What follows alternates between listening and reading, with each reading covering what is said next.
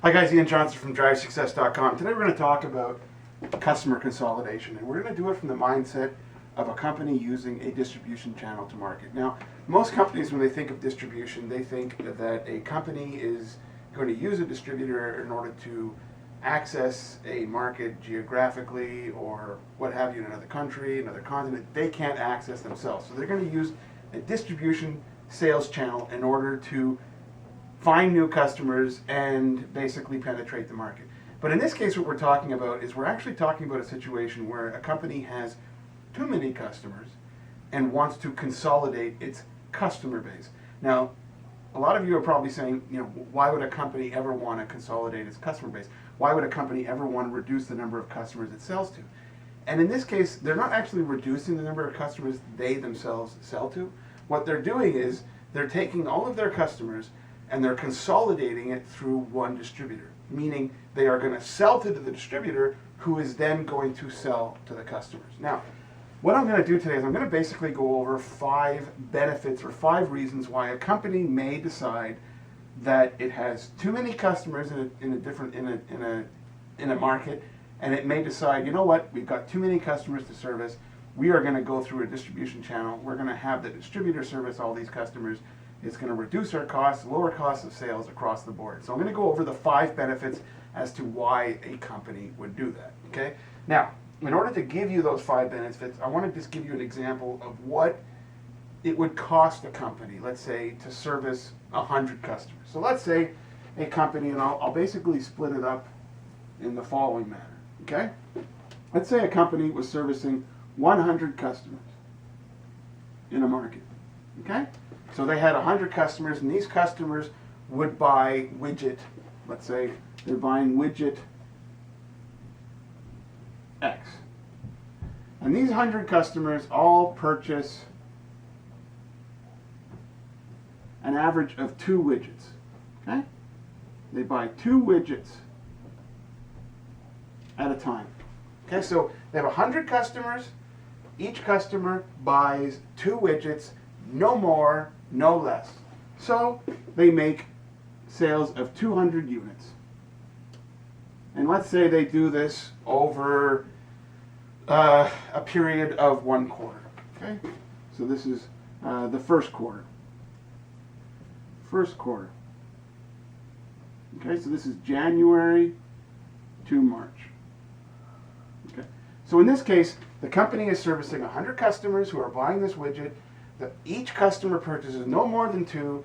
There's 200 units that are sold in the first quarter.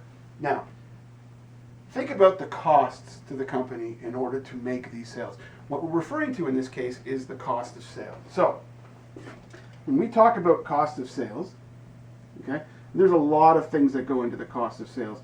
But in order to simplify it for this analysis, in this case, there are 100 shipments to manage for the company, okay?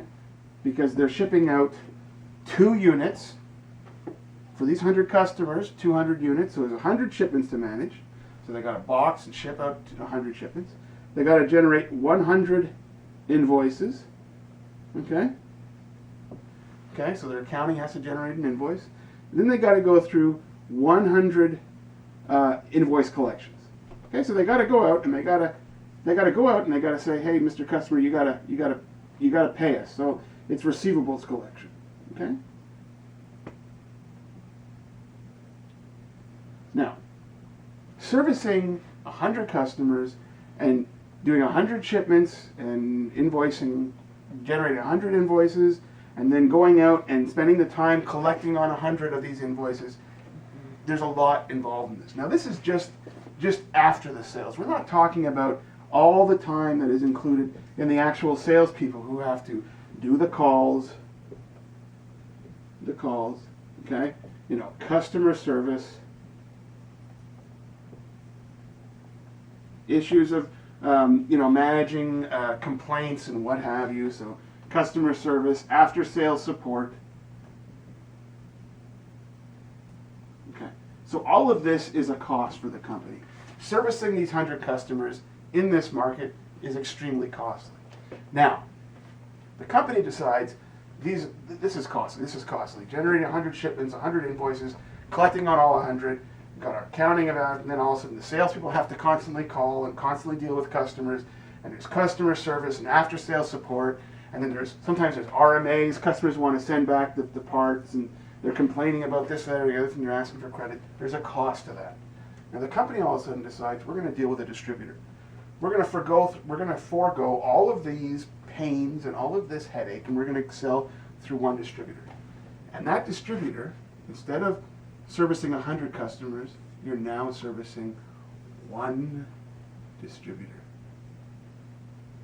And the distributor now services the 100 customers. Okay? So now, cost of sales in this example.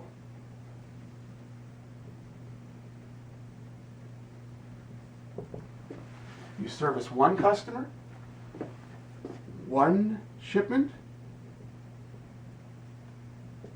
200 units. And now the distributor goes out and services these 100 customers themselves. Okay? So you have, let's say you've reduced freight. Okay? You reduced freight because you're shipping a larger volume of product to one location. You're not shipping to 100 different locations. You're shipping to the distributor, who is now going to go out and service these 100 customers for you. Okay? You have you've reduced cost of sales. Okay? And that refers to the salespeople and the customer service people and everything else. You know, they don't have to worry about it. Now they only have one point of contact, not 100, one. Okay? The third thing you've done, make sure I got the right color here. This is 1, 2. The third thing is you've reduced receivables financing. Okay? You're no longer financing 100 separate invoices or 100 separate receivables. You're financing one. Number 4, you have increased profit.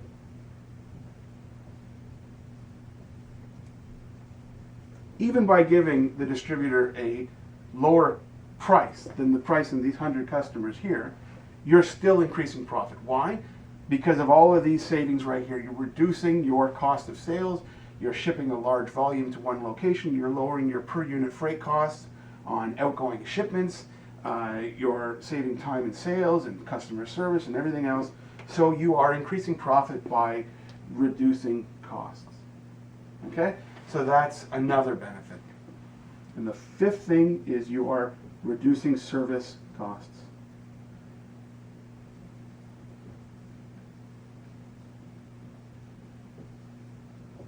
Okay, I'm going to put here after sales. Okay?